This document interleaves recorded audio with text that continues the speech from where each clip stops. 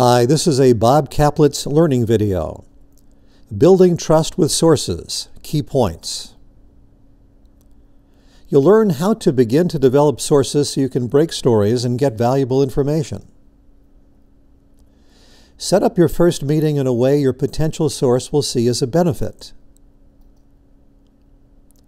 Try to find someone you know who knows the source. It's an icebreaker, much easier to set up a meeting like this if you know somebody that the source knows. It could be another reporter, a photographer, news director, salesperson, general manager. Ask around. It's likely that somebody knows them.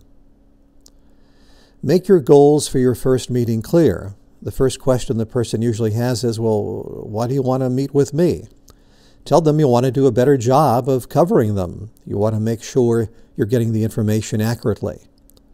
It's hard for them to object to that. Research the person and position to avoid dumb questions. For example, Google them. In this case, it's Reno Mayor Bob Cashel. Look at the bottom of the page, personal stuff. Married for 40 years with 4 children and 9 grandchildren. Bob and Nancy came to Reno in 1964. Information here can be very valuable, and this is just the start. You can find out a lot to begin to establish that common ground, which is a great icebreaker. Listen more than talk. It's tempting to talk about yourself and your station. Devote most of the time to listening. If the person wants you to talk about yourself, they won't be shy. They'll ask. Your questions might include, what do you think TV news should do a better job of? That is a wonderful icebreaker. People can go on and on about that. And you might want to probe. So you're saying we only focus on the negative? Well, what would be a good story? Give me a story idea, please. I'm happy to do it. Now you're talking. You're already in the mode of coming up with stories because the person has ideas.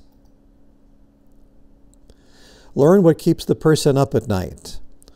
If it's an official, often it's more money going out than taxpayer money coming in.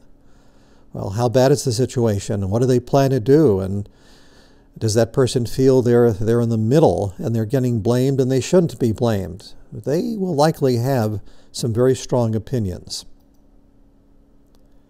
Offer suggestions if you have any if the person asks.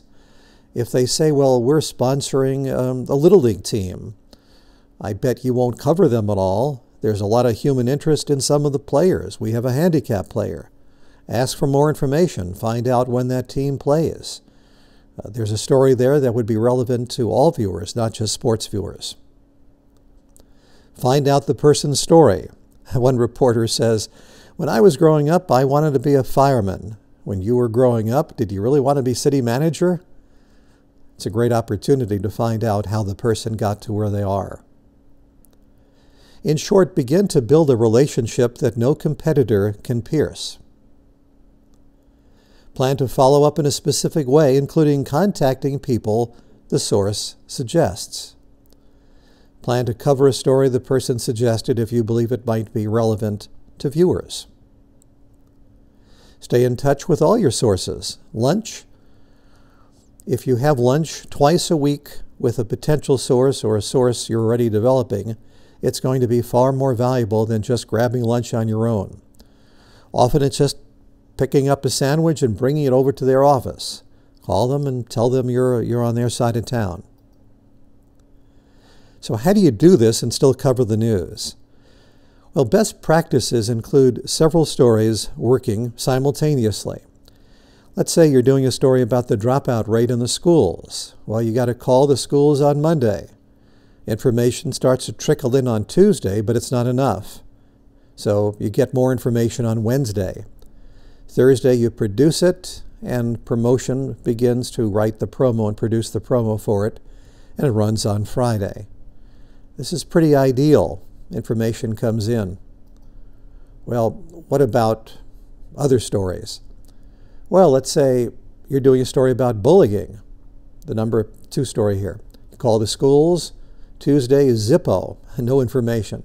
So Wednesday you have to call again. Thursday, information comes in, and Friday, you begin to produce the story, and you make promotion aware of it so they can begin writing and producing promos. So look at the power of this. The third story that reporter is working on are fights in the schools. Yes, this is an education reporter. There's the teacher-student ratios, safety violations, weapons seized. Make a lot of calls on Monday, and you can see how some of these stories can be a reality that week. And what stories don't come together that first week begin to come together the next week. Notice even the last story here at the bottom, weapons seized. Well, they won't reveal the number of cases of weapons seized. It's still worth a story. The fact is, if you are a parent and want to know the number of weapons seized in different schools, the school superintendent doesn't want you to know. So that's a huge opportunity to show how you go the extra step. So go the extra steps to nail down the facts. For example, call members of the school board. They should have the information. If they don't, they can get it. Remind them that this is an important issue for parents, and the school system and the principals have a responsibility to provide it. And if they don't, you'll just let viewers know.